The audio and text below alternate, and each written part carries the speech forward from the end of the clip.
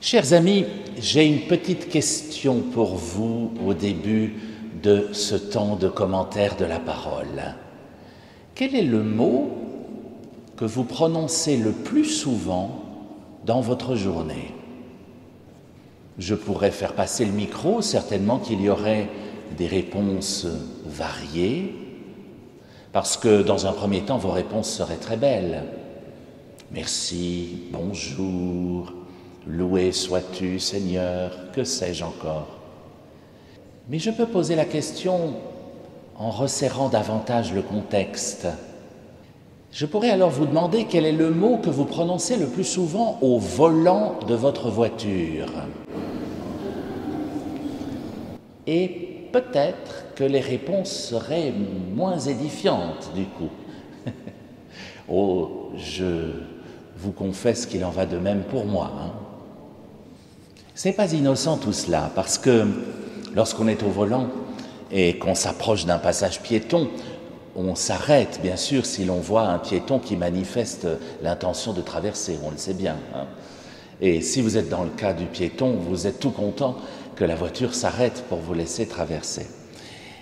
Ça m'est arrivé encore il y a quelque temps, et je me suis arrêté, bien sûr, le piéton a traversé, et je me suis entendu murmurer « Il pourrait quand même dire merci ». J'imagine à vos rires que je ne suis pas le seul à qui ce soit arrivé. Et j'avais à côté de moi une personne de mes connaissances qui m'a dit « Mais il n'a pas à te dire merci, c'est normal que tu t'arrêtes pour le laisser traverser. C'est la loi, c'est la règle. » Et c'est vrai, c'est la règle.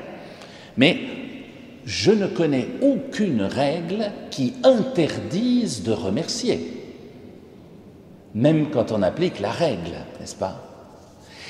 Or, peu à peu, il me semble que dans notre société, on glisse dans cette conception fausse de la normalité du remerciement. On ne remercie plus parce qu'on estime que c'est normal. La caissière du supermarché fait bien son travail, c'est normal. Elle m'a rendu la monnaie juste, encore heureux. Le chirurgien m'a opéré convenablement, il est payé pour ça. Manquerait plus qu'il se soit trompé de jambe. Le serveur au restaurant vous a bien servi, c'est son métier. Il ne s'est pas trompé dans l'addition, encore heureux. Vous voyez ces petites phrases, il est payé pour ça, c'est son métier, c'est normal, manquerait plus que je lui dise merci, on les entend autour de nous.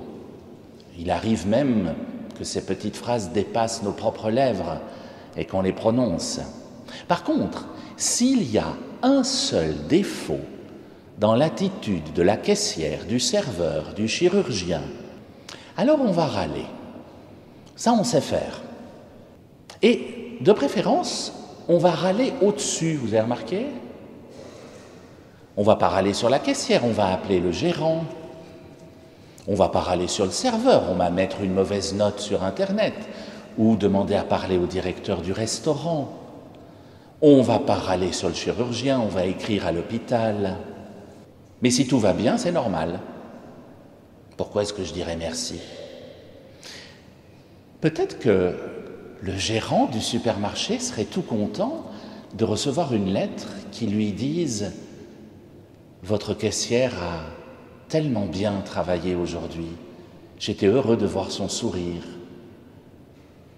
Le magasin était bien illuminé, j'ai pu trouver tout de suite tout ce dont j'avais besoin. » Peut-être que le directeur du restaurant serait très heureux de recevoir une lettre qui lui dise à quel point c'était bon ce soir, à quel point les serveurs étaient sympathiques.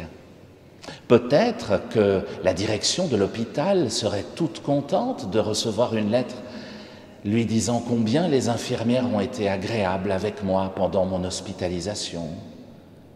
Mais on ne les écrit pas, ces lettres-là. C'est dommage. Ça changerait. Si je vous dis tout ça, c'est parce que c'est le thème des textes que nous avons entendus ce matin. savoir dire merci, savoir faire l'effort de dire merci.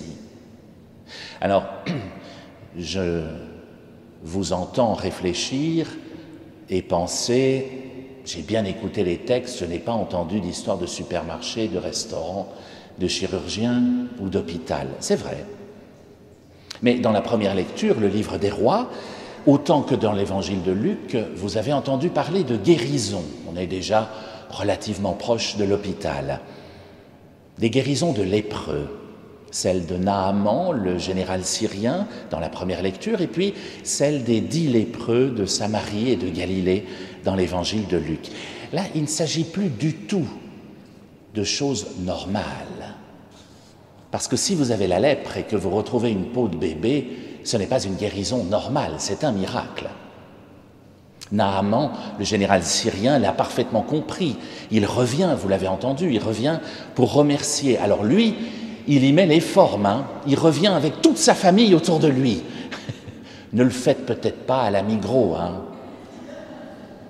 Ça va faire tout drôle à la caissière de vous voir arriver avec toute votre famille pour lui dire combien vous êtes heureux qu'elle vous ait souri.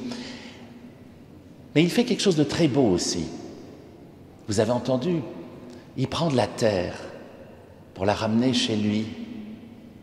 Et il dit, voilà, je veux me souvenir de l'endroit où j'ai été guéri pour rendre grâce à Dieu à chaque fois que je verrai cette terre. Alors là encore, n'allez pas arracher un carreau de l'hôpital de Réna pour le ramener à la maison. Ce n'est pas l'idée. Mais c'est un geste très beau que fait Naaman. En revanche, vous avez entendu l'attitude des 10 lépreux dans l'évangile de Luc. Elle n'est pas tout à fait identique. Un seul revient pour dire merci à Jésus. 1 sur 10. Et en plus, c'est un Samaritain. Ça ne veut pas du tout dire que c'est un secouriste. À l'époque, ça veut simplement dire que c'est un homme de Samarie. C'est donc un étranger. Le seul qui revient dire merci, c'est celui qui n'habite pas là. Il revient dire merci. Un petit mot de 5 lettres commençant par M-E-R.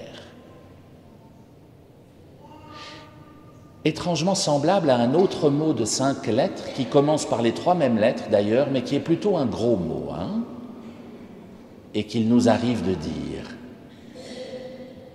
Merci. C'est pas difficile à dire pourtant, merci. Depuis quand n'avons-nous pas dit merci à Dieu, chers amis? Je pourrais poser la question, mais la réponse est c'est ce que vous êtes venus faire. Parce que vous le savez peut-être, Eucharistie, c'est un mot grec qui veut précisément dire merci.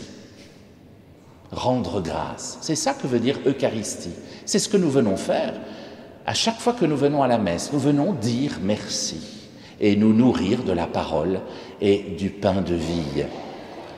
C'est donc ce que vous êtes venus faire ce matin. Et je crois que c'est une bonne attitude dans une journée d'essayer de hisser ce mot « merci » au hit-parade des mots que nous prononçons le plus souvent. Ce serait pas mal d'arriver à la fin de la journée et d'en rajouter encore un d'ailleurs dans notre prière du soir. Merci Seigneur pour cette journée. Il y a forcément des sujets de remerciement. Paul, dans notre deuxième lecture, disait qu'on n'enchaîne pas la parole de Dieu. Eh bien, je souhaite qu'on n'enchaîne aucun de nos merci, qu'on ne retienne aucun de nos merci. Même si vous êtes piéton sur un passage piéton, ne retenez pas votre merci. Si vous êtes à la caisse de votre supermarché, ne retenez pas votre merci. Si vous êtes au restaurant, ne retenez pas votre merci. Si vous êtes dans le cabinet du médecin ou sur un lit d'hôpital, ne retenez pas votre merci. Et s'il vous vient aux lèvres à la sortie de cette messe, je le prendrai avec joie, bien sûr, mais je vous rappellerai que vous êtes venus dire merci, non pas au prêtre, mais à Dieu.